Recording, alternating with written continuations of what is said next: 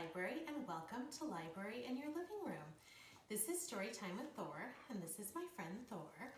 And today we're going to be reading another Beatrix Potter book. Beatrix Potter wrote Peter Rabbit, which you may have, I read earlier and you may be familiar with the story. But today we're going to be reading Beatrix Potter's story, The Tale of Samuel Whiskers, or the Roly-Poly Pudding. So let's see what that's all about. You ready, Thor? Once upon a time, there was an old cat called Mrs. Tabitha Twitchit, who was an anxious parent. She used to lose her kittens continually, and whenever they were lost, they were always in mischief. On baking day, she determined to shut them up in a cupboard. She caught Moppet and Mittens, but she could not find Tom.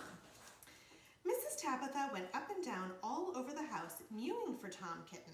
She looked in the pantry under the staircase, and she searched the best spare bedroom that was all covered up with dust sheets. She went right upstairs and looked into the attics, but she could not find him anywhere. Old house full of cupboards and passages. Some of the walls were 4 feet thick, and there used to be queer noises inside them, as if there might be a little secret staircase. Certainly, there were odd little jagged doorways in the wainscot, and things disappeared at night, especially cheese and bacon. Mrs. Tabitha became more and more distracted and mewed dreadfully. While their mother was searching the house, Moppet and Mittens had got into mischief. The cupboard door was not locked, so they pushed it open and came out. They went straight to the dough, which was set to rise in a pan before the fire. They patted it with their little soft paws. "Shall we make dear little muffins?" said Mittens to Moppet. But just at that moment, somebody knocked at the front door, and Moppet jumped into the flour barrel in a fright. Mittens ran away to the dairy and hid in an empty jar on the stone shelf where the milk pan stood. The visitor was a neighbor, Mrs. Ribby. She had called to borrow some yeast. Mrs. Tabitha came downstairs mewing dreadfully. "Come in, Cousin Ribby, come in and sit you down. I'm in sad trouble, Cousin Ribby," said Tabitha, shedding tears. "I've lost my dear son Thomas. I'm afraid the rats have got him." She wiped her eyes with her apron. "He's a bad kitten, Cousin Tabitha. He made a cat's cradle of my best bonnet last time I came to tea. Where have you looked for him?" "All over the house. The rats are too many for me. What a thing it is to have an unruly family," said Mrs. Tabitha Twitchit. "I'm not afraid of rats. I will help you find him and whip him too. What is all that soot in the fender?" "The chimney wants sweeping. Oh dear me, Cousin Ribby. Now Moppet and Mittens are gone. They have both got out of the cupboard." Ribby and Tabitha set to work to search the house thoroughly again. They poked under the beds with Ribby's umbrella and they rummaged in the cupboards. They even fetched a candle and looked inside a clothes chest in one of the attics. They could not find anything, but once they heard a door bang and somebody scuttered downstairs. "Yes, it is infested with rats," said Tabitha tearfully. "I caught 7 young ones out of one hole in the back kitchen, and we had them for dinner last Saturday. And once I saw the old father rat, an enormous old rat, Cousin Ribby.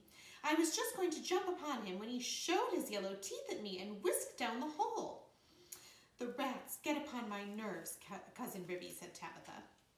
Ribby and Tabitha searched and searched. They both heard a curious roly-poly noise under the attic floor, but there was nothing to be seen. They returned to the kitchen. "Here's one of your kittens at least," said Ribby, dragging Moppet out of the flour barrel. They shook the flour off her and set her down on the kitchen floor. She seemed to be in a terrible fright. "Oh, Mother," said Moppet, "there's been an old woman rat in the kitchen and she's stolen some of the dough." The 2 cats ran to look at the dough pan. Sure enough, there were marks of little scratching fingers and a lump of dough was gone. "Which way did she go, Moppet?" But Moppet had been too much frightened to peep out of the barrel again. Ribby and Tabitha took her with them to keep her safely in sight while they went on with their search. They went into the dairy. The first thing they found was Mittens hiding in an empty jar. They tipped up the jar and she scrambled out. "Oh, Mother," said Mittens. "Oh, Mother, there has been an old man rat in the dairy, a dreadful, enormous big rat, Mother, and he's stolen a pat of butter and the rolling pin." Ribby and Tabitha looked at one another. "A rolling pin and butter? Oh, my poor son Thomas!" exclaimed Tabitha, wringing her paws. "A rolling pin," said Ribby. Did we not hear a roly-poly noise in the attic when we were looking into that chest? Ribby and Tabitha rushed upstairs again. Sure enough, the roly-poly noise was still going on quite distinctly under the attic floor. This is serious, Cousin Tabitha, said Ribby. We must send for John Joyner at once with a saw. Now, this is what had been happening to Tom Kitten, and it shows how very unwise it is to go up a chimney in a very old house where a person does not know his way and where there are enormous rats. Tom Kitten did not want to be shut up in a cupboard. When he saw that his mother was going to bake, he determined to hide. He looked about for a nice convenient place, and he fixed upon the chimney. The fire had only just been lighted, and it was not hot, but there was a white, choky smoke from the green sticks. Tom Kitten got upon the fender and looked up. It was a big, old-fashioned fireplace. The chimney itself was wide enough inside for a man to stand up and walk about, so there was plenty of room for a little tomcat. He jumped right up into the fireplace, balancing himself upon the iron bar where the kettle hangs. Tom Kitten took another big jump off the bar and landed upon a ledge high up inside the chimney, knocking down some soot into the fender.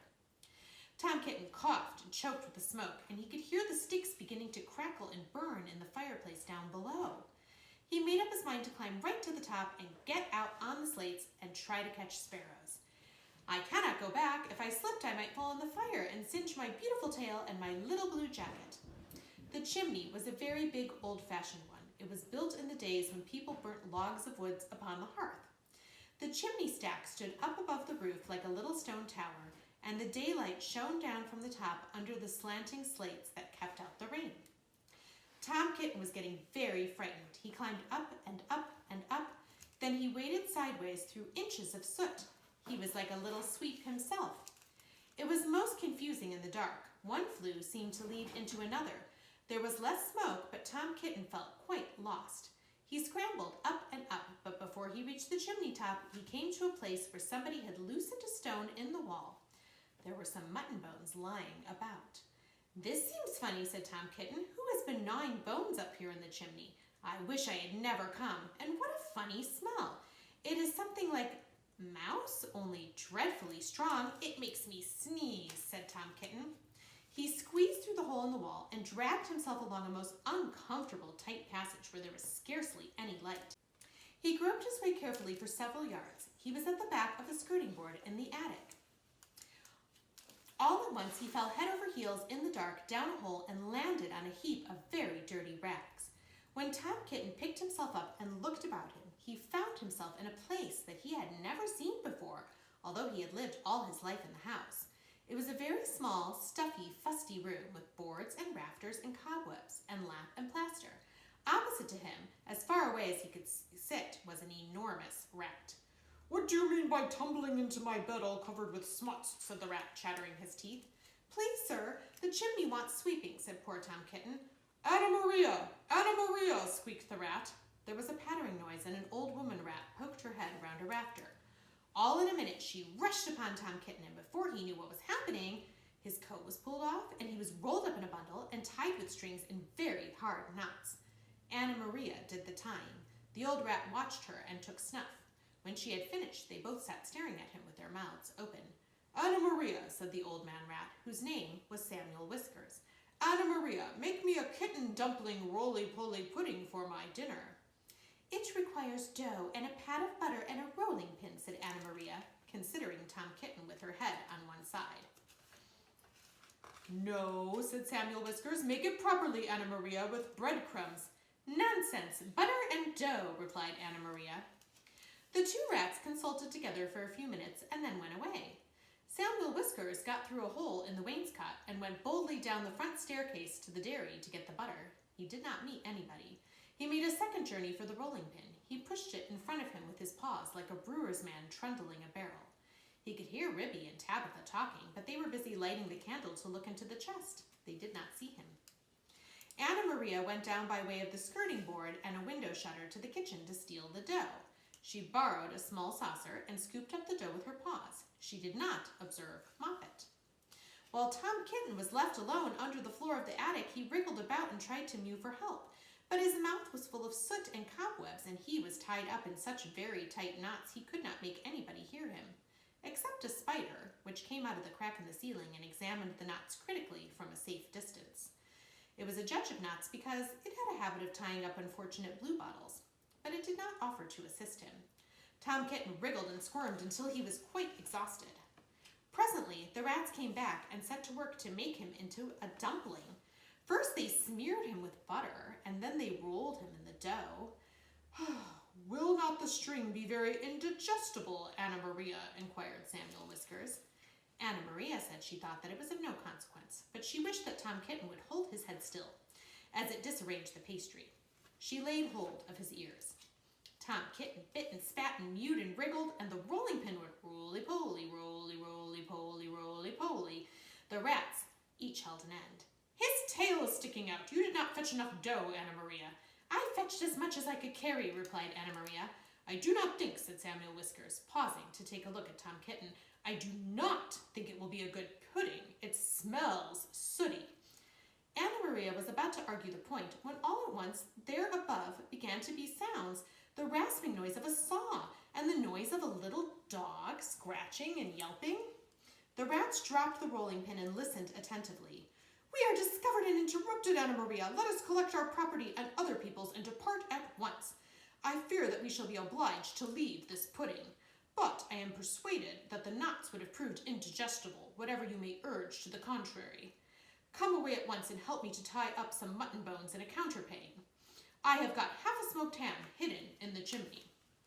So it happened that by the time John Joiner had got the plank up, there was nobody under the floor except the rolling pin and Tom Kitten and a very dirty dumpling. But there was a strong smell of rats, and John Joiner spent the rest of the morning sniffing and whining and wagging his tail and going round and round with his head in the hole like a gimlet. Then he nailed the plank down again and put his tools in a bag and came downstairs. The cat family had quite recovered. They invited him to stay for dinner. The dumpling had been peeled off Tom Kitten and made separately into a bag pudding with currants in it to hide the smuts. They had been obliged to put Tom Kitten into a hot bath to get all the butter off. John Joiner smelt the pudding, but he regretted that he had not the time to stay for dinner because he had just finished making a wheelbarrow for Miss Potter, and she had ordered 2 hen coops. But when I was going to the post late in the afternoon, I looked up the lane from the corner, and I saw Mr. Samuel Whiskers and his wife on the run with big bundles on a little wheelbarrow, which looked very like mine. They were just turning in at the gate at the barn of Farmer Potatoes. Samuel Whiskers was puffing and out of breath. Anna Maria was still arguing in shrill tones. She seemed to know her way, and she seemed to have a quantity of luggage. I am sure I never gave her leave to borrow my wheelbarrow. They went into the barn and hauled their parcels with a bit of string to the top of the hay. After that, there were no more rats for a long time at Tabitha Twitchit's. As for Farmer Potatoes, he has been driven nearly distracted. There are rats and rats and rats in his barn.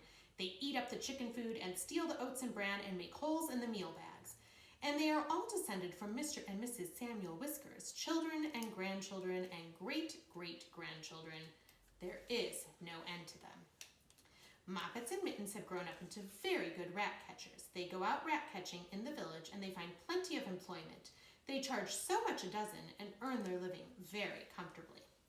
They hang up the rats' tails in a row on the barn door to show how many they have caught, dozens and dozens of them. But Tom Kitten has always been afraid of a rat. He never does face anything bigger than a mouse. The end.